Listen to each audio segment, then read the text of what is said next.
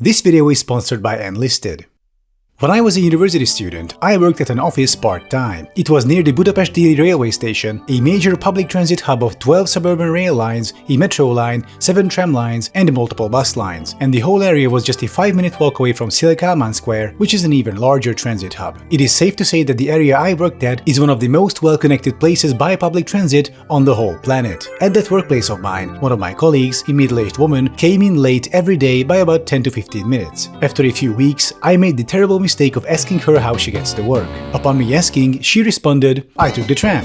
"Oh," I said, "so you commute by tram every day?" "No," she said, "I go by car." "But didn't you just say that you take the tram to work?" "Oh yeah, but I usually can't find a parking space nearby, so I drive far away down to the lower streets, find a free spot there, and then take the tram for 2 to 3 stops back to the office." On top of this, when asked where she commuted from, she said she lived next to a metro station. At that point, I had to excuse myself for fear of having a stroke should the conversation continue. This person had access to world-class public transportation in one of the most reachable areas on the planet, and yet she took the car every day. And the worst thing was, as I found out, that colleague wasn't the only one who did this. Practically half the office was doing the exact same thing every day and then complained about traffic and the lack of parking spaces. Most people would attribute this behavior to laziness or stupidity or both, and that very well might be the case. However, there is another reason for such behavior, a systemic one. See, every street around the office and the nearby streets had free parking. For most people, both in America and Europe, being able to leave your car basically anywhere for free is as natural as having access to electricity or running water. Free parking is just a thing that exists, a basic fact of life. And if anyone wants to take it away, Lord help them in the ensuing public backlash.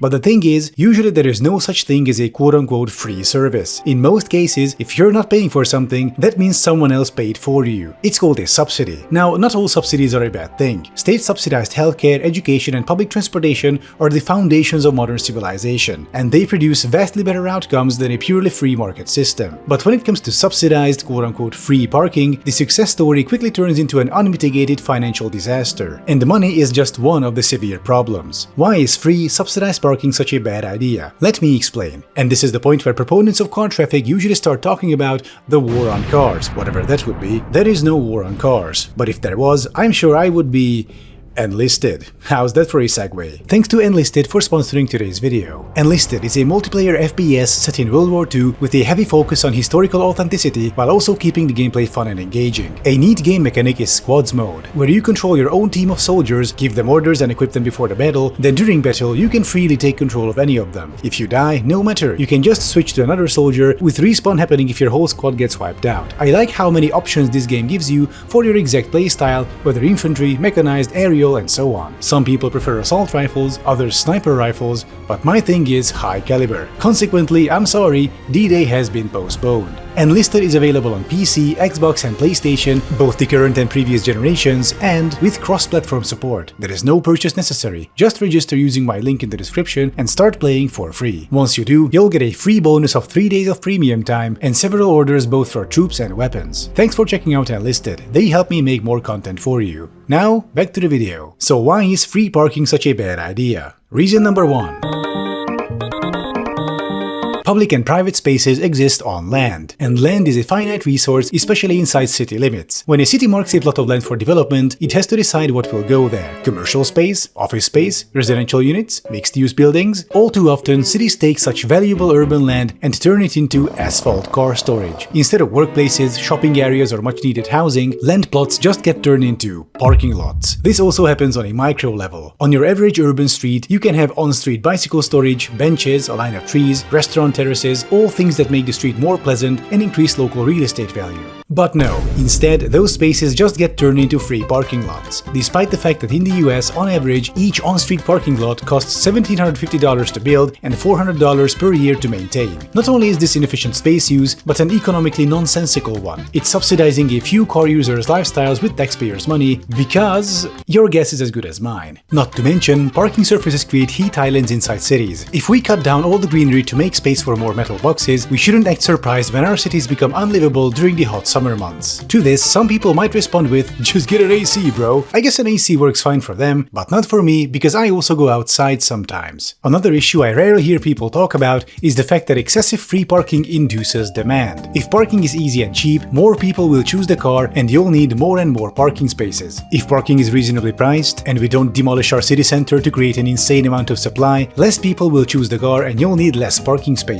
This is a lesson even some European cities haven't understood yet. The city of Prague recently inaugurated a fully renovated street where they gave the sidewalk to cars because, quote, "there are not enough parking spaces."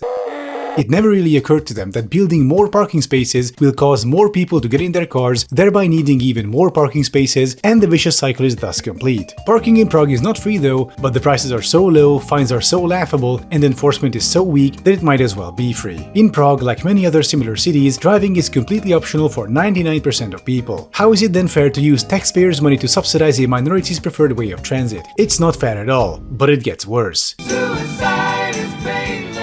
When we turn an acre of land into an acre of parking, we create next to no value. Even if we charge for entry, the revenue would barely cover maintenance, let alone construction costs. Also, when you see a giant, half-empty asphalt lot, consider what else could have been built there. An office complex, apartments, a commercial center, or a nice mixed-use neighborhood that would all provide much-needed revenue for the city. As an asphalt desert, it's nothing but a financial black hole for you to shovel more and more taxpayers' money into. With free on-street parking, the situation is the same, just on a smaller scale. Now, a common argument against instituting parking fees or decreasing the number of spaces is that without ample free parking, businesses would go broke. This is false. It just doesn't happen. In fact, once the street is made nicer, by the addition of trees, benches and other amenities, instead of a row of parked cars baking on the asphalt, the number of customers actually increases. In any given city, areas with less cars that are more pedestrian-friendly are some of the most sought-after places. Go figure. Another aspect of free parking not enough people talk about is its effect on real estate prices. If a developer has to build, say, 2 parking spaces per apartment, guess who's paying that expense? You, the person buying the apartment, regardless whether you plan on owning a car or not. If the lot is in an underground or above ground garage, this extra cost goes up even further by up to thousands of dollars. Suddenly, free parking doesn't sound so enticing, does it? But there is another aspect of free parking that makes it an even more terrible idea.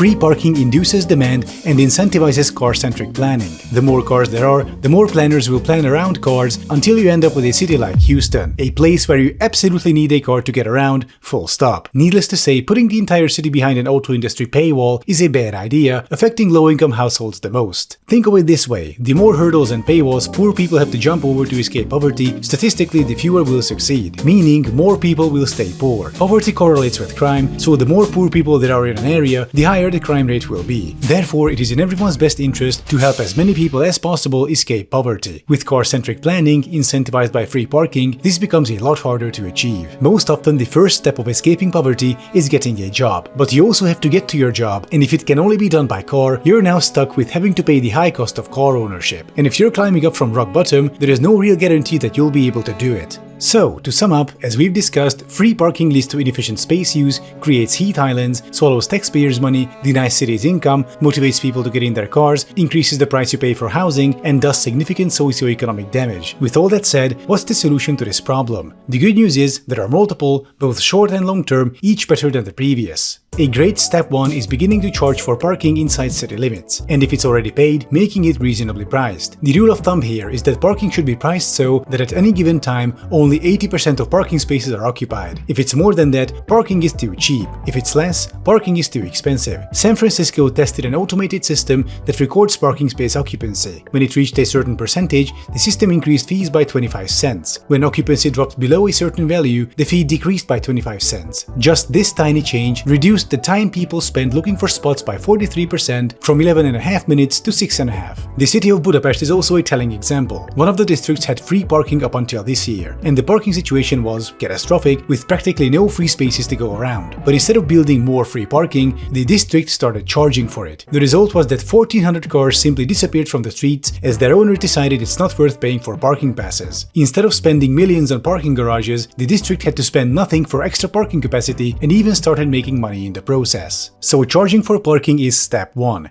The more far-reaching solution is decreasing the number of parking spaces in parallel with establishing good alternatives to driving. People are inherently lazy. If we could, we would even drive to the toilet. So does this mean we should knock out the bathroom wall and put in a garage door? Of course not, because we recognize that just because something would be convenient, that doesn't mean it's a good idea. In the same vein, if you give people the option to drive into the city, they will because it's fast and convenient. But if everyone does it, you'll end up with Houston. Just like outfitting your toilet for private car traffic, outfitting your city center for mass public car traffic would be a stupid idea. I mean, it was a stupid idea in many cases. Just look at these photos, Jesus Christ. We can decrease the number of parking spaces by actually building something useful on them to provide the city with extra revenue. Got that giant asphalt desert somewhere? Redevelop it into something useful, like a new neighborhood. Those parking lots aren't full even on Black Friday, so turning a few lots into apartments or something really wouldn't hurt anyone. Or even if your city is too far gone. If there are no alternatives to cars and you need those giant lots, otherwise businesses will go bankrupt, fine. Just put up buildings where you turn the ground floor into parking and the building sort of stands above it.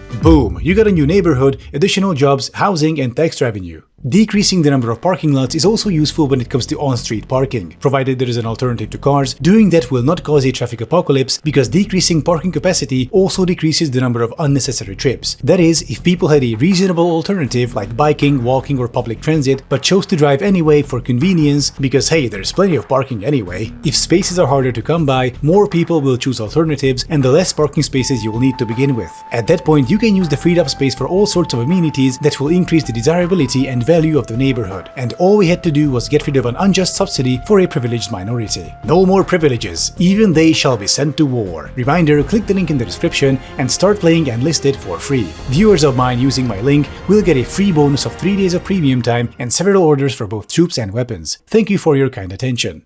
At the end of the day, I want to make things more fair when it comes to urban planning and parking. Free parking and the ensuing car-centric areas are subsidized heavily by all taxpayers, not just via the construction and maintenance of parking lots, but also through the missing revenue from not having something productive there instead. If you don't own or use a car, you should not be forced to pay for those who do. Unlike healthcare, education or public transit, freebies for cars aren't a public good. They are a convenience. In denser areas, a luxury even. Of course, making things more fair and equal on the parking front is an uphill battle, with many opponents on the way. After all, to those who are privileged, equality feels like oppression. But it's a battle we have to wage to make our cities better and more livable. Not just for drivers, but also for the silent majority.